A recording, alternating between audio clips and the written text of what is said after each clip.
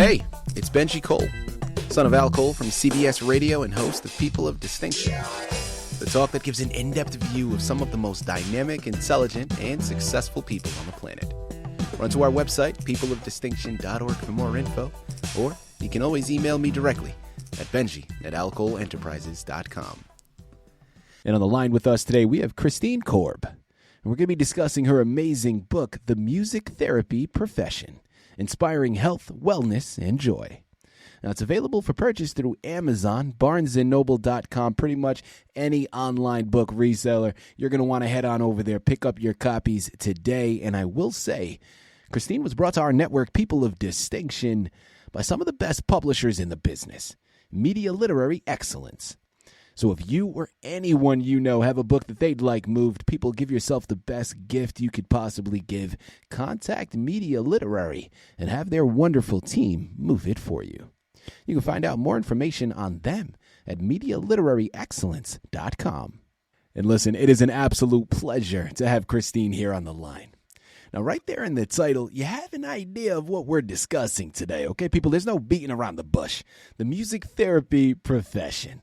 Now, I am really looking forward to this for a number of reasons. First and foremost, I think that this is something that I've already been doing for a number of years, and maybe I haven't been able to put an exact title on it.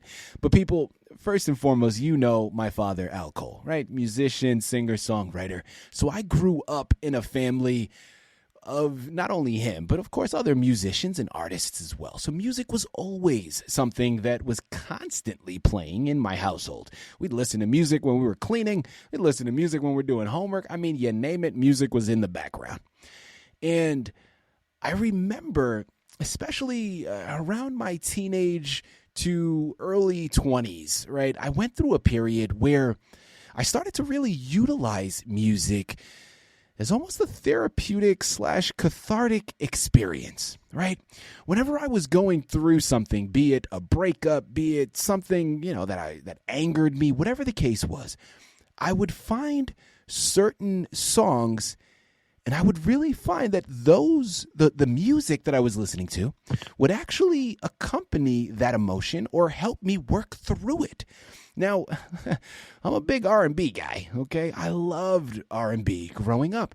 And a lot of times, whenever, especially during breakups, okay, I'm not going to go too far down that rabbit hole here, but especially during breakups, I would find myself listening to R&B music, and it was almost, again, a therapeutic experience. It would actually help me work through some of those emotions. Now, at that time, rather than articulating those emotions, it was a more comfortable way to go about it and kind of listening to music in that way. And I think that this book is kind of going towards that, or at least scratching the surface a little bit, okay? Because listen, it's much, much bigger than that. Now, the book has a lot of different elements in it that you're really going to be able to take advantage of. Now, if you're a musician out there listening in, this is going to be a great educational resource for you because hey, listen, you may have gone to school and you've gotten that degree in music, or maybe you didn't go to school for it, but you just that's your passion. You're a musician and you're wanting to go out and perform. And that is fantastic. But at the end of the day, let's be honest, people, the amount of people, for really artists alike, and I'm an actor and a filmmaker, so I can relate. But when it comes to our artistry, a lot of times it's very difficult to formulate a profession from it, right? Art is something that is wonderful to experience. It's wonderful to perform, but any artist out there can understand that if you're going to be able to fully be financially secure through that artistry, that's a very difficult thing to do. So being able to find other ways that you can utilize that art form is a fantastic resource. And this book is going to be serving that, okay? It's going to teach musicians how they can better serve the world, not solely through performance. But then also for people out there that maybe you're not a musician, getting to what I started off by saying, music therapy is a bona fide way, and a wonderful resource to be utilized. And At the end of the day, Kristine is the expert, okay? She's written the book. She's done the research. She's going to be able to explore and explain all of the different ways we can utilize not only this book, but also utilize music in so many ways. And people, listen, at the end of the day, we're going to barely scratch the surface here today, okay? We're just going to hit up on a few topics. But by the time we're done with this short discussion, you're going to run on over to her Amazon, Barnes & Noble pages and pick up copies of her book because it is that profound. The education is second to none. And you're going to be that much engulfed in what she has going on, I promise you. And without further ado, let's bring her here with us, okay? Kristine, first and foremost, welcome to People of Distinction, and thank you very much for being a guest. How are you doing today? Oh, I'm doing great. And that was a wonderful introduction, Benji. You touched on so many great aspects and goals of what music therapy is to help the public understand. Thank you for that wonderful introduction. Of course. Well, listen, I meant every word of it, Kristine, and I'm just going to start by saying you started it, okay? Because you laid down a fantastic foundation that I was easily able to follow, and you had to write the book in order to be invited to be a guest on our network. So we're very much looking forward to this. Thank you for your contributions. And before we go into the book, Kristine, because I think it's important to start off by learning a little bit more about you. Start by telling myself and my listening audience a little bit more about your background, please.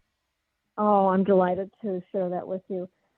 Actually, music has been in my heart and soul since I was a kid. I sang in choirs in grade school and in high school and in college.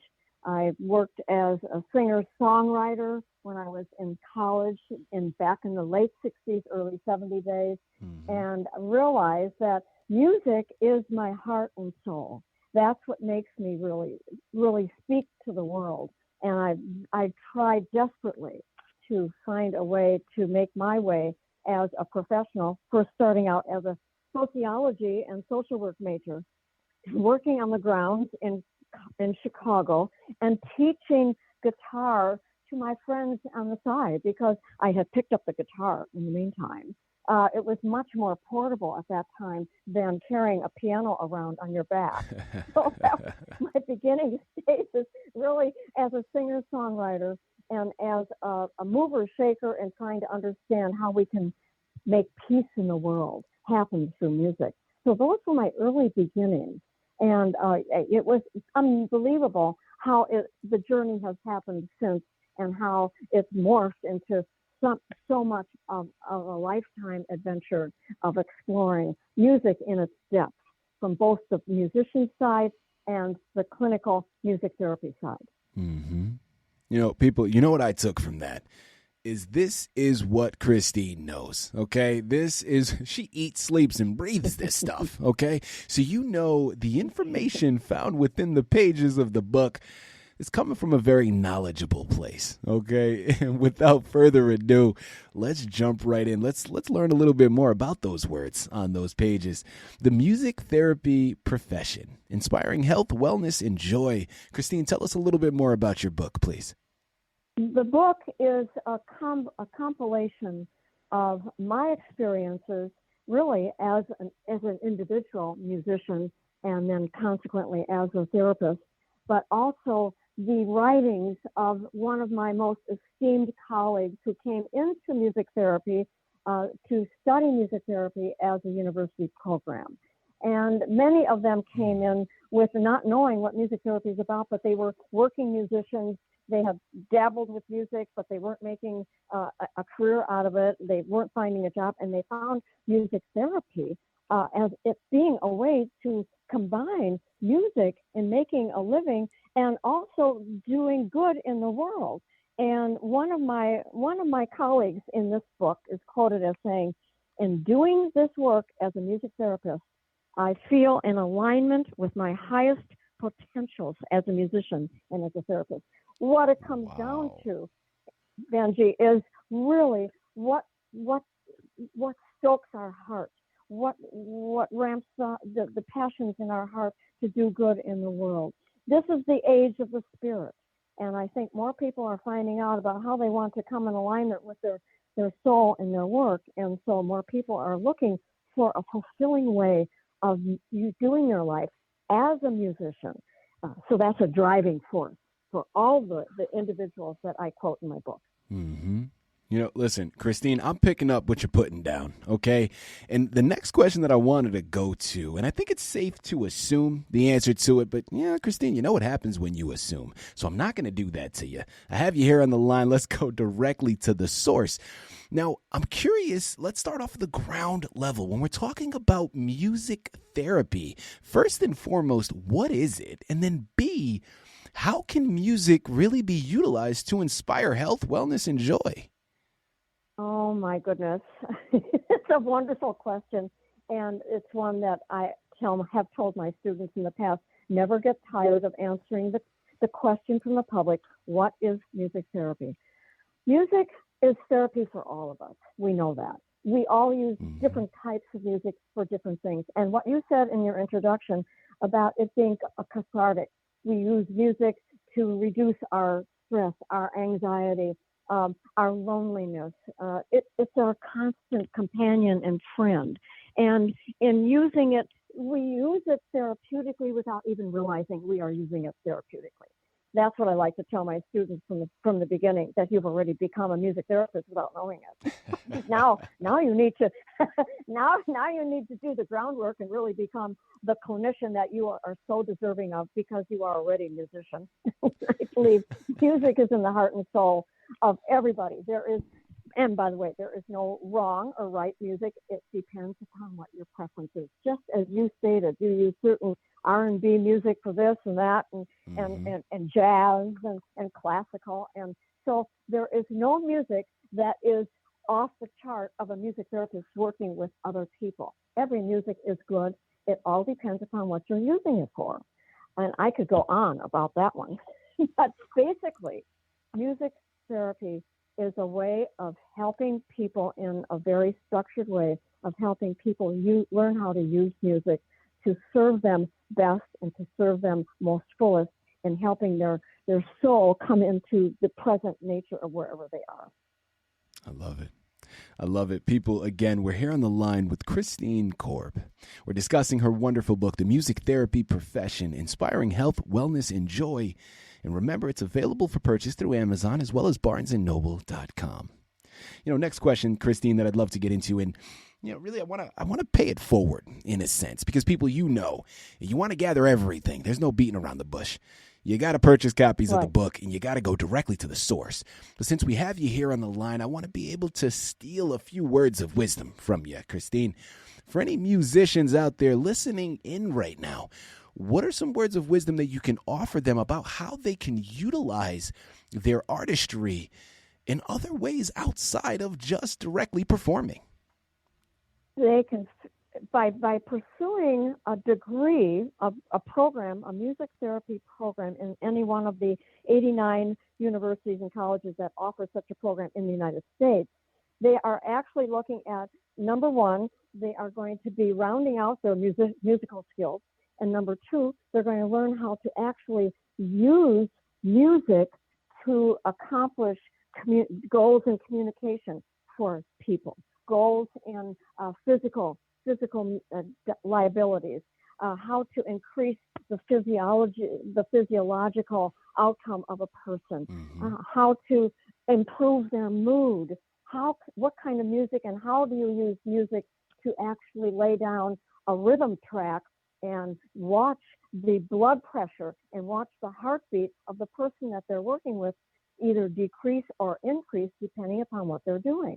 So the young musician who's thinking, well, maybe this music therapy is so interesting, I think I'm going to give it a try. What do I have to do? What do I have to learn? You'll learn about the brain, number one. How does music really enter into the brain and help us become better individuals as human beings? You'll learn about ways in which to use music in a very structured way to accomplish various goals of whoever is sitting in front of you. Any one of the many humans that you would be working with. And, and Benji, I had an email from a graduate student of a jazz program at UCLA. This happened about 3 or 4 years ago. And he said, I finished my jazz program as a jazz musician at UCLA, and I wanted to become a doctor. but I couldn't do that, and I didn't know what else I could do with my degree in jazz music. And he said, I found your book. And he said, I read it and I realized this is the combination of putting music together as an art form and music together as a health producing form of way of making my living. So he went on and entered a music therapy program and has a master's from NYU. I'm very happy to know about this person. That where he is right now, I don't know, but I was so excited to hear from him because that's the intention of the book, to open the doors to musicians who are really out there wrestling and struggling with how can I make my living at something I love so dearly and I'm so passionate about? What can I do to increase peace in the world through music? And I get very excited when I talk about this because at one time, peace through music therapy, it was a subcategory of music organization that I was part of. But we're all peacemakers. We are all peacemakers, not just musicians, but we're all looking for a way to increase the quality of life of people with whom we love and care about. I feel a rant coming on, Benji. Listen, Kristine, I love it. You know, your passion is inspiring, right? It's enticing. And people, I can see this working. Again, I know we're talking about musicians, but I'm an artist. And I think as an artist, you can take a piece of this and you're able to mold and manipulate it and have it work for you as well. Because so many of my artist friends, whether they're musicians, whether they're actors, filmmakers, people, I think this is going to inspire so many to look at their art form and figure out ways outside of just the generic way of performing. And listen, let me just say, there's nothing wrong with that, okay? If you're one of the very few that are able to make it to a point where you're able to stay financially afloat using your artistry, listen, can I just commend you on that? But for everybody else, listen, people, just because you might not necessarily be able to make a 9-to-5 on or make a 9-to-5 income on your art form, you can take it and utilize it in a way where now you're stopping, you're asking yourself, how can I benefit humanity through my artwork, right? How can I help others through my artwork? And I think that is something special. All right. We are really now, as my grandmother would say, we're cooking with gas now. And I like that. This is beautiful. Kristine, next question that I'd love to get into. Oh, she's an amazing woman. When she hears that I use that, she's going to look at me. She's going to be like, yep, there it is. Man, he was listening to certain things that I was saying. He was listening to certain things. Kristine, curiosity for myself. Let's have a little fun with it. Well, we've been having fun, so let me put that out there. But what would you say is a highlight for you, or was a highlight for you in writing this book? Or if not a highlight, maybe something that surprised you that you weren't anticipating before you began? Oh, my goodness. That's an excellent question, Benji. And I'm thinking I've been so graced to have so many highlights, but I guess one of a major highlight that I think I share with music therapists around the world is to see the awakening in someone's eyes as we're using music to help make a difference in their lives, specifically increasing their quality of life, to see the look in their eyes and how the music has changed them, has moved them forward out of perhaps their desperation or their need of just not being comfortable with who they are as people. To see that and to know that it's a viable energy that you can feel. So it's a contractual thing that goes on between the clinician, music therapist, and the individual that we were working with. Oh, and band member. Oh, in a band, being in a band. I was in a band back in Wisconsin. We called our band "Blame It on the Moon," and we did the 40s jazz. We were a soft speaking, soft moving, soft rhythm type of band. I was keyboard, a couple of saxophone players, and a flute player. We had a great time. We would go into these people's homes and we would say, "Hey, let's do some music with you." And to see people as we started doing the rhythm, to see people start moving their feet who hadn't moved their feet or their limbs in really probably days because they were so quieted. And to see the effect of music, easygoing music on other people's lives, that's what a highlight, just to see what it does. And I know that many musicians see that same thing. That's what draws you to the stage. It's a wonderful, marvelous thing. And yet it does go deeper when you're operating as a therapist, as a clinician, as a music therapist. You have the whole picture in mind. You're seeing and feeling. It's palpable energy that you're feeling with the give and the take. And I think that's why in the heart of it, many musicians are already operating as music therapists. They just have to learn how to structure all the information that they have and go forward in the world. There you have it. Kristine, last question for you here as we close out of this fantastic interview. Listen, we know about your past. We know about this wonderful book. Well, I'm focusing now on the future. Kristine, please tell me there's another book on the horizon. What's upcoming for you? Well, what's upcoming for me is to see how we can use music, I want to say, through the use of music therapy's way of lens, the lens of music therapy, to see how we can move into areas in the world where we have not been. And there are so many areas in the world where we are not. Since there are only over 9,000 of us in this country, only about 19,000 in the world. So I'm wanting to write more about how we can help people who don't know about us and who really deserve to have their lives increase, a better quality of life.